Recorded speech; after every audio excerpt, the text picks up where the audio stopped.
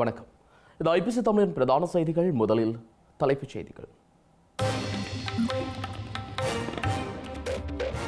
சாவகச்சேரி வைத்தியசாலைக்கு சென்ற அர்ஜுனாவினால் பரபரப்பு. பதவி விலகல் கடிதம் கிடைக்கவில்லை எனவும் தெரிவிப்பு. மன்னாருக்கு இரண்டாவது தடவையாகவும் பயணம் மேற்கொண்ட சஜித் 13ஆம் திருத்தச் சட்டத்தை நடைமுறைப்படுத்துவதாகவும் உறுதி.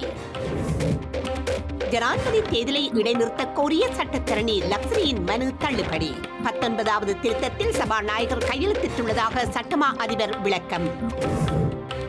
ஆம்ஸ்ட்ராங் கொலை சந்தேக நபருக்கு பாதுகாப்பு வழங்குமாறு அவரது மனைவி கோரிக்கை.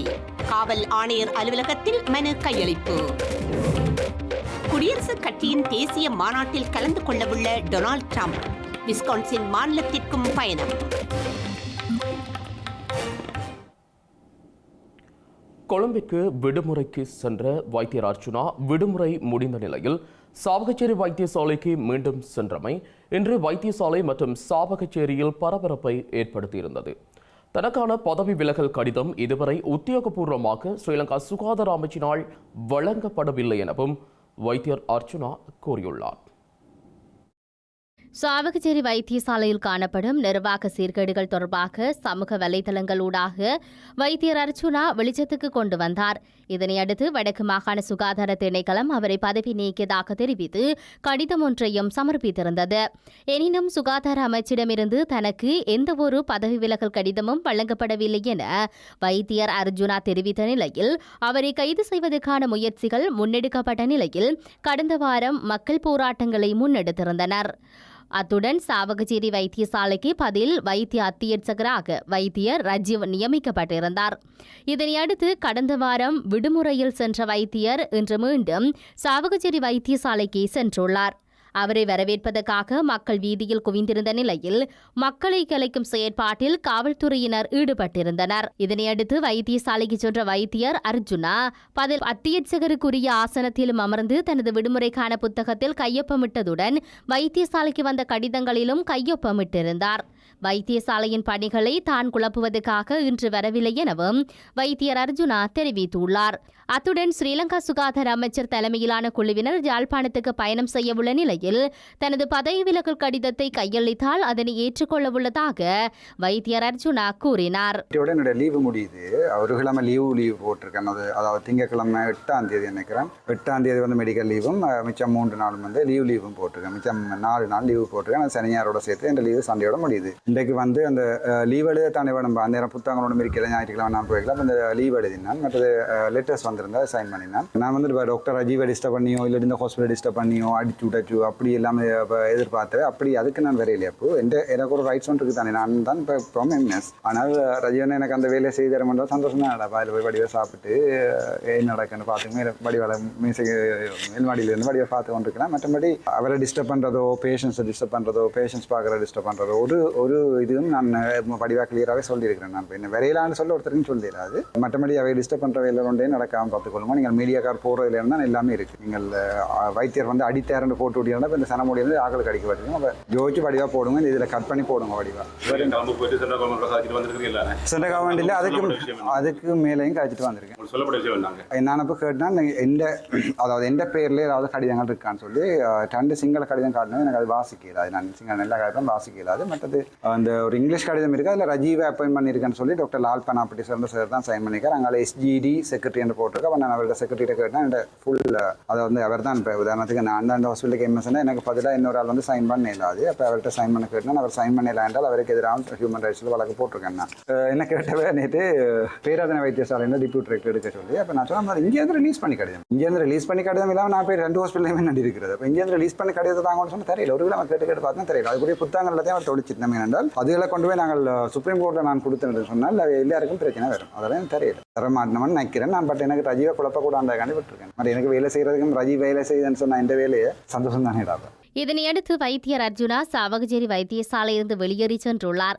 வைத்தியசாலைக்கு வைத்தியர் அர்ஜுனா சென்ற போதிலும் நிர்வாக செயற்பாடுகள் வழமை போன்று இடம்பெற்று வருவதாக பதில் வைத்திய அத்தியட்சகராக வைத்தியர் ரஜீவ் தெரிவித்தார். வணக்கம், நான் டாக்டர் ராஜீவ். நான் இப்பொழுது பதில் வைத்திய அத்தியட்சகராக சாவகச்சேரி வைத்தியசாலைகளுக்கு நியமிக்கப்பட்டிருக்கின்றேன். இன்று டாக்டர் அர்ஜுனா அவர்கள் வருகை தந்து காலையிலே தன்னுடைய காலப்பகுதிகளிலே ஏற்கனவே அவருக்கு வழங்கப்பட்டிருந்த அரச கடிதங்கள் மற்றும் கிடைக்கப்பட்ட கடிதங்களை பார்வையிட்டு அதற்குரிய கையொப்பங்களை இட்டு, அதே போல இதுவரை காலம் அவர்கள் நின்ற லீவுக்கான புத்தகத்திலே அந்த விவரங்களை எழுதிய பின்னர் அவர் வைத்திய ஆட்சியர் அலுவலகத்திலிருந்து வெளியேறிட்டார். தொடர்ச்சியாக என்னை கடமையாற்ற சொல்லிவிட்டு அவர் சென்றிருக்கிறார். உண்மையிலே அவருக்கு அந்த மத்திய அமைச்சினால் வழங்கப்பட்ட கடிதத்தின் உண்மைத்தன்மை பற்றி தெரியாது என்றும், தான் மத்திய அமைச்சரை சென்று கேட்டபோது தனக்கு அந்த கடிதம் வழங்கப்படவில்லை என்றும் தெரிவித்திருந்தார். ஆனால் அதன் பிரதி அவர்களுக்கு வழங்கியிருந்தேன். பார்வையிட்டாலும் அவர் எடுத்துச் செல்லவில்லை. ஆனால் வைத்தியசாலை பணிகள் வழமை போல நடைபெற்று வருகிறது. எந்தவித பிரச்சனையும் இல்லாமல் நோயாளர்கள் அவர்களுக்குரிய சிகிச்சைகளை பெற்று வருகிறார்கள். அதே போல வைத்தியர்களும் வளமையான செயற்பாடுகள், மற்ற உத்தியோகத்தர்களும் வளமையான செயற்பாடுகளிலே ஈடுபட்டு வருகிறார்கள். நாங்கள் தொடர்ச்சியாக வைத்தியசாலையின் அபிவிருத்தி பணிகள் தொடர்பான கலந்துரையாடலும் அதற்குரிய நடவடிக்கைகளும் எடுத்து வருகின்றோம். எந்தவித பிரச்சனைகளும் இன்றி வைத்தியசாலை பணிகள் நடைபெற்று வருகின்றன. மின்பிறப்பாக்கியினுடைய அளவு காணான்னு சொல்லி வைத்திய அர்ஜுனா குற்றச்சாட்டு இப்போ வந்ததோ, அதாவது இப்பொழுது எங்களுக்கு கிடைக்கப்பட்டிருக்கின்ற இந்த மின் பிறப்பாக்கி தற்காலிகமானது. இப்பொழுது இருக்கின்ற ஃபங்க்ஷனுக்கு ஏற்ற மாதிரி, அதாவது இப்போ நாங்கள் என்னென்ன அங்கே இயக்கம் செய்கிறோமோ அது எங்களுடைய மின் பொறியியலாளரின் சிபார்சின் அடிப்படையிலே தான் நாங்கள் அந்த 150 கிலோவாட் இதை நாங்கள் எடுத்திருக்கின்றோம். இதேவேளை வைத்தியர் அர்ஜுனாவுக்கு ஆதரவாக வீதியில் ஒன்று கூடிய இருவரை காவல்துறையினர் கைது செய்திருந்தமை குறிப்பிடத்தக்கது. யாழ்ப்பாணம் சாவகச்சேரி ஆதார வைத்தியசாலையில் தொடர்ந்து வரும் குழப்ப நிலைகளை சில அரசியல் மயப்படுத்த முயற்சிப்பதாக அந்த வைத்தியசாலையின் பதில் வைத்திய அத்தியட்சகர் ராமநாதன் அர்ச்சுனா தெரிவித்துள்ளார். இந்த நடவடிக்கையின் மூலம் இனம், சாதி, மதம் மற்றும் மொழி போன்ற பிரிவுகளை ஏற்படுத்த அரசியல் தரப்பினர் முயற்சிப்பதாக எமது ஊடகத்திற்கான விசேட நேர்காணலின் போது ராமநாதன் அர்ச்சுனா தெரிவித்துள்ளார். சில வசனங்கள் உண்மையாக சொல்லணும்ன்றதால் உதவி செய்தது யார் என்ற விஷயங்கள் எல்லாத்தையும் சொல்லிட்டேன். அதாவது இந்த மக்கள் பிரச்சனையை முதல்ல யார் கையில் எடுத்தது, மக்கள் பிரச்சனையை யார் கொண்டு போனது, யார் ஜென்ரேட்டர் கொண்டு வச்சது, அப்படியான விஷயங்களை சொல்லிட்டேன். அப்போ இதுவரைக்கும் வடக்கும் கிழக்கையும் பிரிச்சாண்டது இந்த பிரதேசவாதம், மொழிவாதம், முஸ்லீம் தமிழ் என்ற பிரச்சனை, வடக்கு கிழக்குன்ற பிரச்சனை, சாதிய பிரச்சனைகள். இப்போ சில பேர் அந்த சாதிய பிரச்சனை, மொழி பிரச்சனை எல்லாத்தையுமே இதுக்குள்ள கொண்டு வந்து பூத்தி இந்த போராட்டத்தை மலங்கரிக்க பார்க்குறார்கள். ஆனால் நான் இந்த போராட்டம் வென்று கனநாளாக ஆகிறது. இப்போ மக்களுடைய விழிப்புணர்வு, ஒரு புரட்சி சிந்தனையாளன் மக்களுடைய விழிப்புணர்வைத்தான் அவரால் ஏற்படுத்த முடியும். அந்த விழிப்புணர்வை தொடர்ந்து வைத்திருப்பதும் அதை ஒரு என்னுடைய தனிப்பட்ட உதாரணத்துக்கு என்னுடைய 3500 வட்டம் இருந்த என்னுடைய ஃபேஸ்புக் இது இப்போ கிட்டத்தட்ட 67,000 போட்டேன்னு சொன்னால், இந்த அரசியல்வாதிகளுடைய ஃபேஸ்புக் எல்லா பேஜையும் தாண்டி என்னுடைய ஆதரவு எல்லாம் கூடிட்டு, மற்றது இந்த அரசியல்வாதிகள் கனவேர் இந்த பிரச்சனையில் எடுத்து அது முட்டையை தவறி விழுந்த மாதிரி நிகழ்ச்சிகள் கணக்க தொடர்ந்து நடந்து கொண்டிருக்கு.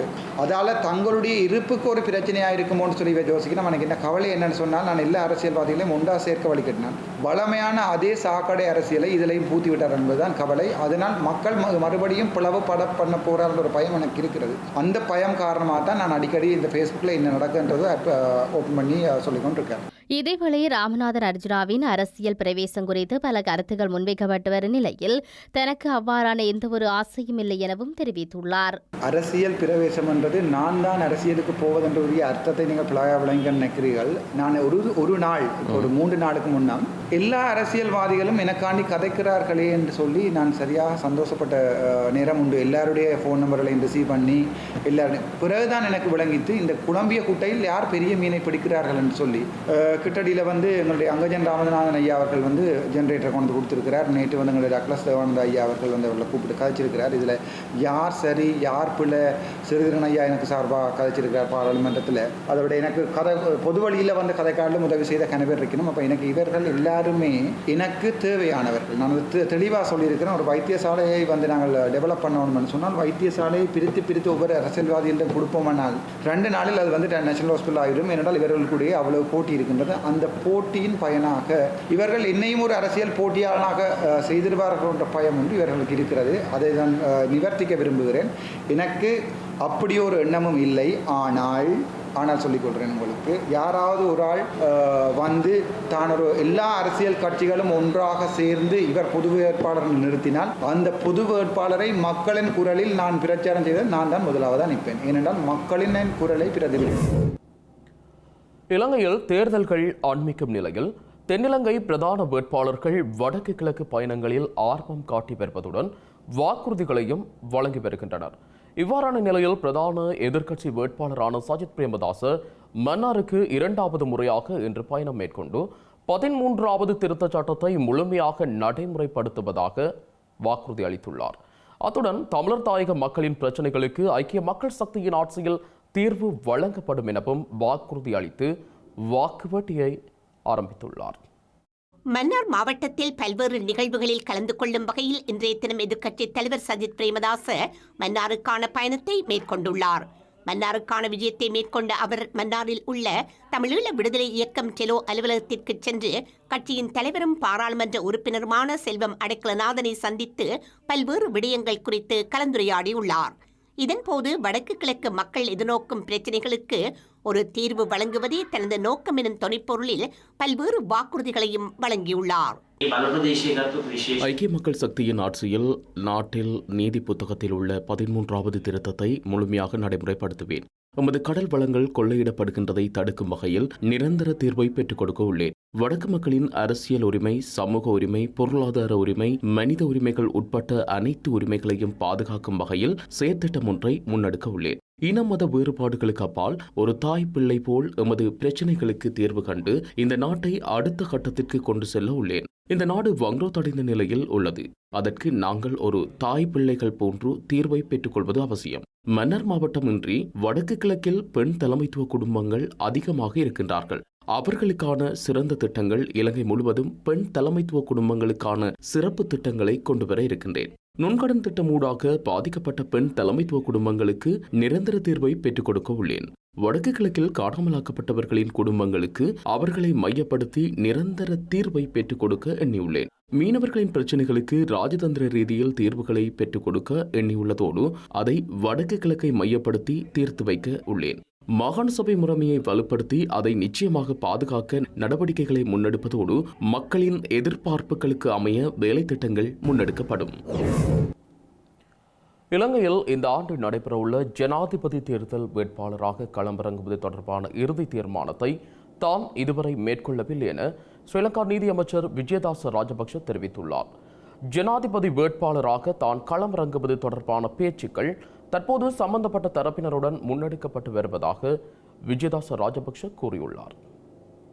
இலங்கையில் நடைபெறவுள்ள ஜனாதிபதி தேர்தலில் ஸ்ரீலங்கா நீதியமைச்சர் விஜயதாச ராஜபக்ச வேட்பாளராக களமிறங்குவார் என ஸ்ரீலங்கா சுதந்திர கட்சியின் முன்னாள் தலைவர் மைத்ரிபால சிறிசேன கடந்த மே மாதம் 1ஆம் தேதி தெரிவித்திருந்தார். இந்த நிலையில் தான் ஜனாதிபதி தேர்தலில் வேட்பாளராக களமிறங்குவது தொடர்பான இறுதி தீர்மானத்தை இதுவரை மேற்கொள்ளவில்லை என விஜயதாச ராஜபக்ச தெரிவித்துள்ளார். எனினும் இந்த விடயம் தொடர்பில் சம்பந்தப்பட்ட தரப்பினருடன் தான் பேச்சுக்களை முன்னெடுத்து வருவதாகவும் விரைவில் இறுதி தீர்மானத்தை மேற்கொள்ள எதிர்பார்த்துள்ளதாகவும் அவர் கூறியுள்ளார். அத்துடன் மைத்ரிபால சிறிசேன தலைமையிலான குழுவுடன் தற்போது பேச்சுக்கள் முன்னெடுக்கப்பட்டு வரும் காரணத்தால் ஜனாதிபதி தேர்தல் தொடர்பான மேலதிக தகவல்களை வெளியிட முடியாதென விஜயதாச ராஜபக்ச குறிப்பிட்டுள்ளார். இதேவேளை இலங்கையில் நடைபெறவுள்ள ஜனாதிபதி தேர்தல் தொடர்பான முக்கிய ஊடக சந்திப்பொன்று நாளை நடைபெறவுள்ளதாக ஸ்ரீலங்கா தேர்தல்கள் ஆணைக்குழுவின் முக்கிய அதிகாரி ஒருவர் தெரிவித்துள்ளமை குறிப்பிடத்தக்கது.